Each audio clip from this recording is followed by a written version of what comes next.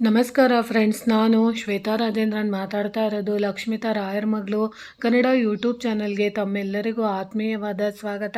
ಸ್ನೇಹಿತರೆ, ನಾನಿವತ್ತು ವಿಶೇಷವಾಗಿ ರಾಯರು ಇಷ್ಟಪಡುವಂತಹ ಈ ವಸ್ತುಗಳನ್ನು ನೀವು ದಾನವಾಗಿ ಕೊಟ್ಟಿದ್ದೆ ಆದರೆ ಆರಾಧನೆ ಸಮಯದಲ್ಲಿ ಖಂಡಿತವಾಗ್ಲೂ ನೀವು ಕೊಟ್ಟಂತಹ ಪ್ರತಿಯೊಂದು ವಸ್ತುಗಳು ರಾಯರ ಆರಾಧನೆ ಸಮಯದಲ್ಲಿ ಅದನ್ನು ಉಪಯೋಗಿಸಿಕೊಂಡಿದ್ದೆ ಆದರೆ ನಮ್ಮ ಜೀವನದಲ್ಲಿರೋಂಥ ಎಷ್ಟೋ ಕಷ್ಟ ಕಾರ್ಪಣ್ಯಗಳು, ಗುರುದೋಷಗಳು ಅಥವಾ ಕೆಟ್ಟ ಕಣ್ಣು ದೃಷ್ಟಿ ದೋಷಗಳು, ಮಾಂಗಲ್ಯ ದೋಷಗಳು, ಗುರುದೋಷಗಳು, ಬ್ರಹ್ಮಹತ್ಯೆ ದೋಷಗಳು, ಅಥವಾ ಯಾರಿಂದನಾದರೂ ಶಾಪ ದೋಷಗಳಿದ್ದರೆ, ಅಥವಾ ಸಾಲದ ಋಣಬಾಧೆಗಳಿದ್ದರೆ, ಅಥವಾ ಆರೋಗ್ಯಕ್ಕೆ ಕಂಟಕಗಳಾಗಿರುವಂತಹ ಸಮಸ್ಯೆಗಳಿದ್ದರೆ, ಮೃತ್ಯು ಕಂಟಕಗಳಿದ್ದರೆ, ಈ ಎಲ್ಲ ದೋಷಗಳು ಕರ್ಮಗಳು ಕಳೆಯಬೇಕಂದ್ರೆ ನಾವು ರಾಯರ ಆರಾಧನೆ ಸಮಯದಲ್ಲಿ ನಾವು ಕೊಡುವಂತಹ ಈ ವಸ್ತುಗಳು ಆ ಕರ್ಮಗಳನ್ನು ಕಳೆಯುವಂಥದ್ದಾಗುತ್ತೆ. ಆ ವಸ್ತುಗಳು ಯಾವುವು ಅಂದರೆ ನೋಡಿ, ನಿಮ್ಮ ಅನುಕೂಲಕ್ಕೆ ತಕ್ಕಂತೆ ನೀವು ನಾನು ಹೇಳುವಂಥ ವಸ್ತುಗಳನ್ನು ಇಟ್ಟು ನೀವು ಬ್ರಾಹ್ಮಣರಿಗೆ ನೀವು ರಾಯರ ಮಠಗಳಿರೋಂತಹ ಮಠಕ್ಕೆ ಹೋಗಿ ನೀವು ದಾನವಾಗಿ ಕೊಡಬೇಕಾಗುತ್ತೆ. ಅದರಲ್ಲೂ ಮುಖ್ಯವಾಗಿ ವಸ್ತ್ರದಾನನ ನೀವು ಮಾಡಬೇಕಾಗುತ್ತೆ.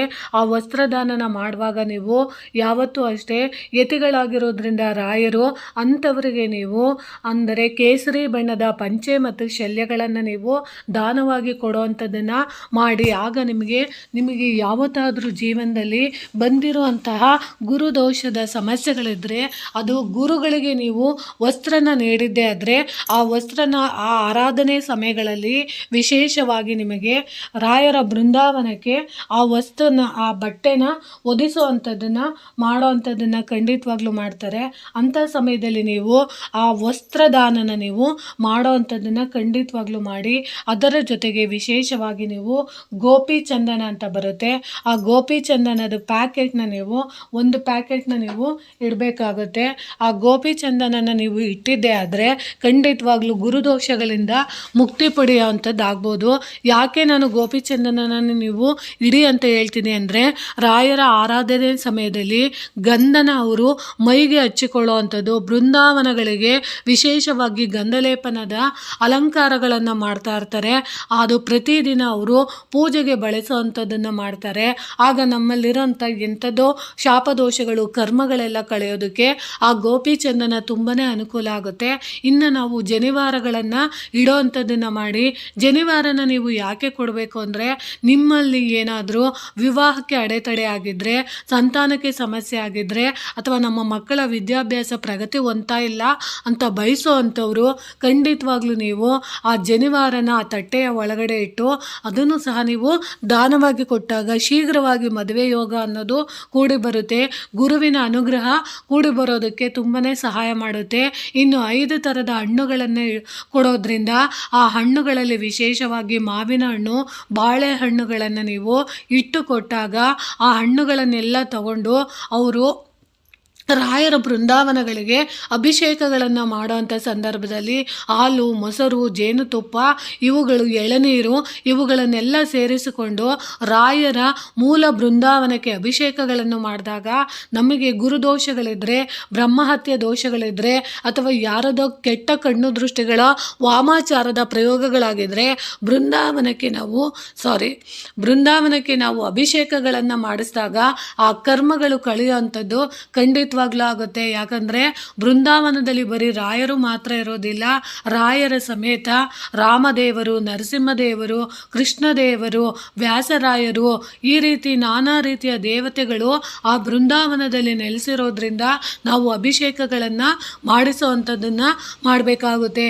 ನಾವು ಅಭಿಷೇಕ ಮಾಡಿಸೋವಂಥಕ್ಕೆ ಜಾಸ್ತಿ ದುಡ್ಡು ಇಲ್ಲ ಅನ್ನೋರು ಈ ರೀತಿ ನೀವು 5 ಥರದ ಹಣ್ಣುಗಳನ್ನು ಕೊಟ್ಟಾಗ ಗುರುವಿನ ಅನುಗ್ರಹ ಕೂಡ ಸಿಗೋವಂಥದ್ದಾಗುತ್ತೆ. ಅದರ ಜೊತೆಗೆ 1 ಲೀಟರ್ ಹಾಲನ್ನು ಇಡಿ, ಒಂದು ಮೊಸರು ಪ್ಯಾಕೆಟನ್ನು ಇಡಿ, ಸಾಧ್ಯವಾದಷ್ಟು ಎಳನೀರು 1-2ನ ಇಡಿ, ಅದರ ಜೊತೆಗೆ ಒಂದು 5 ಥರದ ಹಣ್ಣುಗಳನ್ನು ಇಡಿ, ಜೇನುತುಪ್ಪಗಳನ್ನು ಇಡಿ.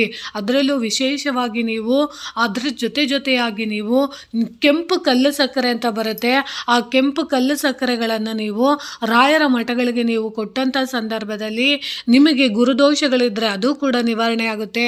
ಯಾಕಂದರೆ ರಾಯರು ಯತಿಗಳಾಗಿರೋದ್ರಿಂದ ಆಹಾರಕ್ಕಿಂತ ಜಾಸ್ತಿ ಅವರು ಸೇವನೆ ಮಾಡುವಂಥದ್ದು ಕೆಂಪು ಕಲ್ಲು ಸಕ್ಕರೆ. ಒಣ ಹಣ್ಣುಗಳನ್ನು ಅವರು ತುಂಬ ಇಷ್ಟಪಡ್ತಾರೆ. ಅಂದರೆ ದ್ರಾಕ್ಷಿ ಇರ್ಬೋದು, ಗೋಡಂಬಿ ಇರ್ಬೋದು, ಬಾದಾಮಿ ಇರ್ಬೋದು, ಪಿಸ್ತಾ ಇರ್ಬೋದು, ಅಂಜೂರ ಇರ್ಬೋದು, ಇಂತಹ ಒಣ ಹಣ್ಣುಗಳನ್ನು ನೀವು ಕೊಟ್ಟಂಥ ಸಂದರ್ಭದಲ್ಲಿ ಅಲ್ಲಿನ ಮಠಾಧಿಪತಿಗಳು ರಾಯರಿಗೆ ಸಂಬಂಧಪಟ್ಟಂಥ ನೈವೇದ್ಯಗಳನ್ನು ತಯಾರು ಮಾಡುವಂಥ ಸಂದರ್ಭದಲ್ಲಿ ಅದನ್ನು ಅವರು ರಾಯರಿಗೆ ಸಮರ್ಪಣೆ ಮಾಡೋ ಅಂಥದ್ದನ್ನು ಖಂಡಿತವಾಗ್ಲೂ ಮಾಡ್ತಾರೆ. ಅವರು ಅದನ್ನು ಸಮರ್ಪಣೆ ಮಾಡಿದಾಗ ನಮಗೆ ಇರುವಂಥ ಗುರುದೋಷಗಳು ಖಂಡಿತವಾಗ್ಲೂ ನಿವಾರಣೆ ಆಗುತ್ತೆ. ಇದನ್ನು ನೀವು ಮಾಡೋ ಅಂಥದ್ದನ್ನು ಮಾಡ್ಬೋದು. ಅದರ ಜೊತೆಗೆ 2 ಜೋಡಿ ತೆಂಗಿನಕಾಯಿಗಳನ್ನು ಸಂಕಲ್ಪ ಮಾಡಿಸಿ ಕೊಡಿ.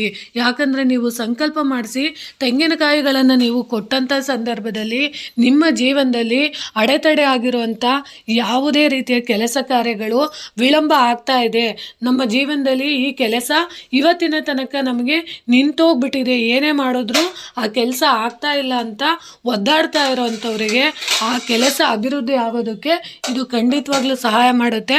ಮತ್ತು ಯಾವುದೇ ಒಂದು ಸೇವೆಗಳನ್ನು ನಾವು ಮಾಡೋ ಅಂಥ ಸಂದರ್ಭದಲ್ಲಿ ಸಂಕಲ್ಪ ಮಾಡಿಸಿಕೊಟ್ಟಾಗ ಮಾತ್ರ ಆ ಕೆಲಸ ನೆರವೇರೋದಕ್ಕೆ ತುಂಬಾ ಅನುಕೂಲ ಆಗುತ್ತೆ. ಅದಕ್ಕೋಸ್ಕರ ನೀವು ಸಂಕಲ್ಪಕ್ಕೋಸ್ಕರ 2 ತೆಂಗಿನಕಾಯಿಗಳನ್ನು ಇಟ್ಟು ಕೊಡೋ ಅಂಥದ್ದನ್ನು ಮಾಡಿ. ಗೋಪಿ ಚಂದನನ ಕೊಡಿ, ಅದರಲ್ಲೂ ಜನಿವಾರಗಳನ್ನು ಇಟ್ಟು ಕೊಡಿ. ಅದರ ಜೊತೆಗೆ ವಿಶೇಷವಾಗಿ ನೀವು ಎಷ್ಟು ಸಾಧ್ಯ ಆಗುತ್ತೋ ಅಷ್ಟು ದಕ್ಷಿಣೆ ಅಂತ ಕೊಡಿ. ಯಾಕಂದರೆ ದಕ್ಷಿಣೆ ಅಂತ ನಾವು ಯಾಕೆ ಕೊಡಬೇಕು ಅಂದಾಗ, ಯಾವುದೇ ಒಂದು ಸಂಕಲ್ಪ ಸೇವೆ ಮಾಡಿಸುವಾಗ ನಾವು ಬರಿಗೈಯಲ್ಲಿ ಸೇವೆಗಳನ್ನು ಮಾಡಿಸಬಾರ್ದು. ಯಾಕಂದರೆ ಅದು ಬ್ರಾಹ್ಮಣರಿಗೆ ಸಂಬಂಧಪಟ್ಟಂತಹ ಅವರ ಪದ್ಧತಿಗಳಿರುತ್ತೆ. ನಾವು ಯಾವುದೇ ಒಂದು ವಿಚಾರಗಳನ್ನು ನಾವು ಅಥವಾ ಒಂದು ಸಂಕಲ್ಪ ಸೇವೆನ ನಾವು ಮಾಡಿಸುವಾಗ ಬರಿಗೈಯಲ್ಲಿ ಮಾಡಿಸಿದಂಥ ಸೇವೆಗಳು ನಮಗೆ ಫಲಿಸೋದಿಲ್ಲ. ಅದಕ್ಕೆ ನಾವು ದಕ್ಷಿಣೆ ಅಂತ ಒಂದಿಷ್ಟಾದರೂ ನಾವು ಕೊಡಬೇಕಾಗುತ್ತೆ. ಭಗವಂತನ ಸೇವಾ ಕರ್ತೃಗಳಾಗಿರ್ತಾರೆ. ಅಂಥ ಸೇವಾ ಕರ್ತೃಗಳಿಗೆ ನಾವು ನಮ್ಮ ಕೈಯಲ್ಲಿ ಎಷ್ಟು ಸಾಧ್ಯ ಆಗುತ್ತೋ ಅಷ್ಟನ್ನು ನಾವು ದಕ್ಷಿಣೆ ಅಂತ ಇಟ್ಟಾಗ ಅವರಿಗೆ ಅದು ವ್ಯವಹಾರಕ್ಕೆ ಅಥವಾ ಅವರ ಜೀವನೋಪಾಯಕ್ಕೆ ಅದು ಸಲ್ಲುತ್ತೆ. ಅಂತಹ ದಾನನ ನಾವು ಕೊಟ್ಟಾಗ ನಮ್ಮ ಜೀವನದಲ್ಲೂ ಅಭಿವೃದ್ಧಿ ಆಗೋದಕ್ಕೆ ಅದು ಸಹಾಯ ಮಾಡುತ್ತೆ. ಅದಕ್ಕೋಸ್ಕರ ನೀವು ದಕ್ಷಿಣೆಯ ಸಮೇತ, ಅಂದರೆ ಒಂದಷ್ಟು ವಿಳೆದೆಲೆ ಅಡಿಕೆಯ ಜೊತೆ 11 ರೂಪಾಯಿ, 51 ರೂಪಾಯಿ, 21 ರೂಪಾಯಿ, 101 ರೂಪಾಯಿ, 1001 ರೂಪಾಯಿ, ನಿಮ್ಮ ಅನುಕೂಲಕ್ಕೆ ಎಷ್ಟು ಆಗುತ್ತೋ ಅಷ್ಟು ದುಡ್ಡನ್ನು ಇಟ್ಟು ನೀವು ದಾನವಾಗಿ ಕೊಡೋ ಅಂಥದ್ದನ್ನು ಮಾಡಿ. ಅದರಲ್ಲೂ ವಿಶೇಷವಾಗಿ ತುಪ್ಪಗಳೇನಾದರೂ ದಾನವಾಗಿ ಕೊಡ್ತೀನಿ ಅಂದರೆ ತುಪ್ಪನ ಕೊಡಿ. ಮಾವಿನ ಹಣ್ಣನ್ನು ನೀವು ದಾನವಾಗಿ ಕೊಡೋ ಅಂಥದ್ದು ಮಾಡಿ.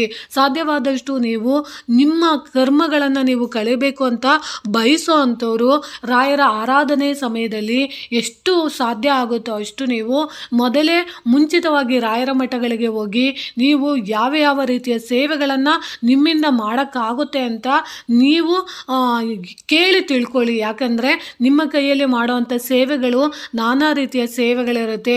ಅಂಥದ್ದು ಸೇವೆಗಳನ್ನು ಮಾಡೋ ಅಂಥದ್ದನ್ನು ಮಾಡಿ. ಅದರಲ್ಲೂ ವಿಶೇಷವಾಗಿ ರಾಯರಿಗೆ ಬೃಂದಾವನಕ್ಕೆ ನೀವು ಎಳನೀರಿನ ಅಭಿಷೇಕಗಳನ್ನು ಮಾಡಿಸೋ ಅಂಥದ್ದು ವ್ಯವಸ್ಥೆ ನಿಮಗೆ ಅನುಕೂಲ ಇದೆ ಅಂದರೆ ಖಂಡಿತವಾಗ್ಲೂ ರಾಯರ ಬೃಂದಾವನಕ್ಕೆ ಎಳನೀರಿನ ಅಭಿಷೇಕಗಳನ್ನು ಮಾಡಿಸಿ.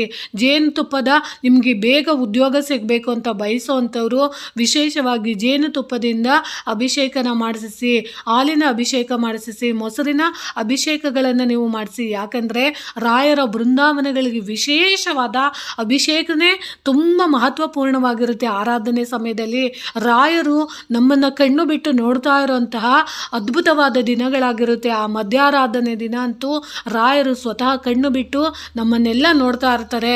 ಅಂತಹ ದಿನಗಳಲ್ಲಿ ನಾವು ಇಂಥ ಅಭಿಷೇಕಗಳನ್ನು ಮಾಡಿಸೋವಂಥದ್ದು, ಇಂಥ ವಸ್ತ್ರಗಳನ್ನು ದಾನವಾಗಿ ಕೊಡೋವಂಥದ್ದು ಮಾಡುವಂಥದ್ದು, ಆಹಾರಕ್ಕೆ ಬೇಕಾದಂತಹ ದವಸ ಧಾನ್ಯಗಳನ್ನು ನೀವು ಕೊಟ್ಟಾಗ ರಾಯರು ಎಷ್ಟೋ ಬಡವರು ಬಂದು ಅಲ್ಲಿ ಊಟಗಳನ್ನು ಮಾಡೋವಂಥದ್ದು, ಅಥವಾ ಯಾರು ರಾಯರ ಸೇವೆಯ ಅನ್ನಪ್ರಸಾದನ ಅವತ್ತಿನ ದಿನ ಸ್ವೀಕರಣೆ ಮಾಡ್ತಾರೋ ಯಾವತ್ತಿಗೂ ಅವರಿಗೆ ಅನ್ನಕ್ಕೆ ಕೊರತೆ ಆಗೋದಿಲ್ಲ.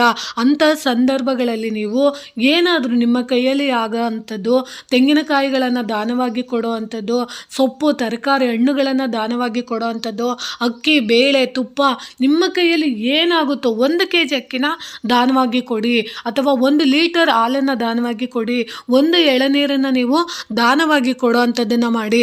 ಅಥವಾ ನಿಮ್ಮ ಮನೆಗಳಲ್ಲಿ ಸೊಪ್ಪು ತರಕಾರಿಗಳನ್ನು ಬೆಳೀತಾ ಇದ್ದರೆ, ಹಣ್ಣುಗಳನ್ನು ಬೆಳೀತಿದ್ರೆ ಅದನ್ನು ಮಠಗಳಿಗೆ ತಗೊಂಡೋಗಿ ನೀವು ಕೊಟ್ಟಂಥ ಸಂದರ್ಭದಲ್ಲಿ ಅಲ್ಲಿ ಬಂದಿರೋ ಅಂತಹ ಬ್ರಾಹ್ಮಣರಿರ್ಬೋದು ಅಥವಾ ಯಾವುದೇ ಭಕ್ತಾದಿಗಳಿರ್ಬೋದು, ಅವರೆಲ್ಲ ಆಹಾರನ ಸೇವನೆ ಮಾಡಿದಾಗ ಖಂಡಿತವಾಗ್ಲೂ ನಮಗೆ ಅನ್ನ ಹಾಕಿದಂತಹ ಪುಣ್ಯ ಕೂಡ ಲಭಿಸುವಂಥದ್ದು ಆಗುತ್ತೆ. ಅಂಥ ವ್ಯವಸ್ಥೆನ ಮಾಡಿರ್ತಾರೆ ಮಠಗಳಲ್ಲಿ. ಅದನ್ನು ನೀವು ಖಂಡಿತವಾಗ್ಲೂ ಸದುಪಯೋಗ ಮಾಡ್ಕೊಳ್ಳಿ ಅಂತ ತಿಳಿಸ್ತಿದ್ದೀನಿ. ಇಲ್ಲಿ ಯಾವುದೇ ಬಲವಂತವಿಲ್ಲ. ನಿಮ್ಮ ಇಷ್ಟ ಇದ್ದರೆ ಮಾತ್ರ ಭಗವಂತನ ಸೇವೆ ಮಾಡಬೇಕು ಅನ್ನೋ ಅಭಿಲಾಷೆ ಇರೋವಂಥವ್ರು, ರಾಯರ ಅನುಗ್ರಹ ಬೇಕು ಅಂತ ಬಯಸೋವಂಥವ್ರು, ನೀವು ಇಂಥ ಸೇವೆಗಳನ್ನು ಖಂಡಿತವಾಗ್ಲೂ ರಾಯರಿಗೆ ಮಾಡೋ ಅಂಥದ್ದನ್ನು ಮಾಡಿ.